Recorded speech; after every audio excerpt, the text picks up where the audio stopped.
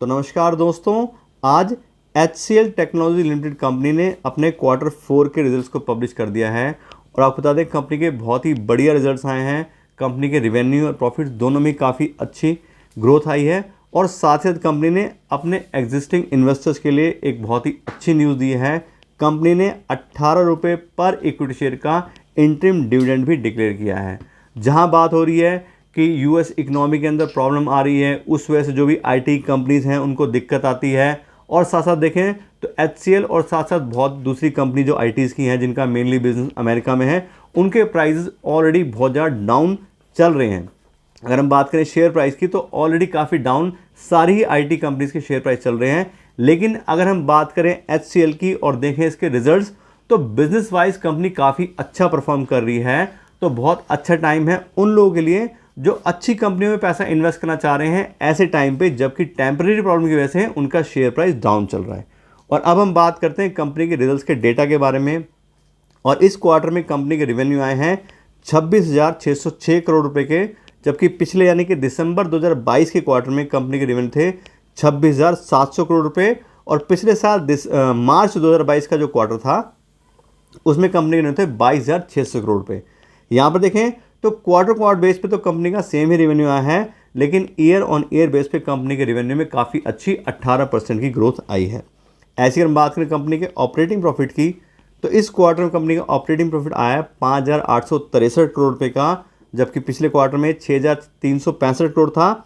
और पिछले साल के मार्च 2022 के क्वार्टर में कंपनी का ऑपरेटिंग प्रॉफिट 5,052 करोड़ था। यहाँ हम देखें तो क्वार्टर बेस पे कंपनी का ऑपरेटिंग प्रॉफिट 8% घटा है, लेकिन ईयर ऑन ईयर बेस पे कंपेयर करें तो काफ़ी अच्छी 16% की यहाँ पे साफ साफ हमें ग्रोथ दिखाई दे रही है।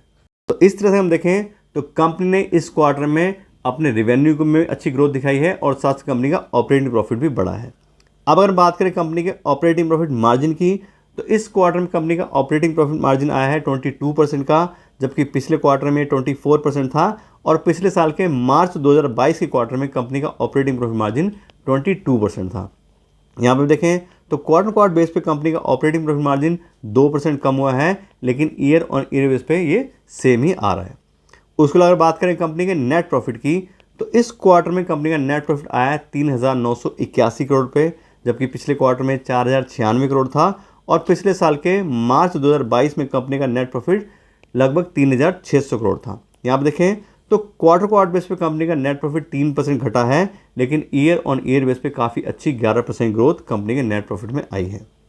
ऐसी अगर हम बात करें कंपनी के अर्निंग पर शेयर की, तो कंपनी की इस क्वार्टर में अर्निंग पर शेयर आ रही है 14.71 रुपये की, जबकि पिछले क्वार्टर में 15.13 थी। और पिछले साल के मार्च 2022 के क्वार्टर में कंपनी की अर्निंग पर शेयर 13.27 थी।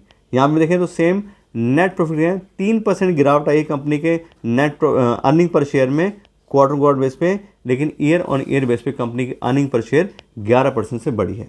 तो जैसे हमने बात की थी शुरू में कि कंपनी के रिजल्ट्स काफ़ी अच्छे आए हैं, क्वार्टर बेस पे थोड़ा बहुत डिफरेंस आता रहता है, लेकिन हम पिछले साल से कंपेयर करें तो कंपनी में काफ़ी अच्छी ग्रोथ आई है। उसके अलावा बात करें कंपनी के शेयर प्राइस की, तो आज की डेट में कंपनी का शेयर प्राइस आ रहा है 1,038 रुपये। और कंपनी का जो प्राइस बाय अर्निंग रेशियो है वो भी 20 के आसपास का चल रहा है। तो काफ़ी लो प्राइस पे कंपनी के जो शेयर्स हैं वो ट्रेड कर रहे हैं।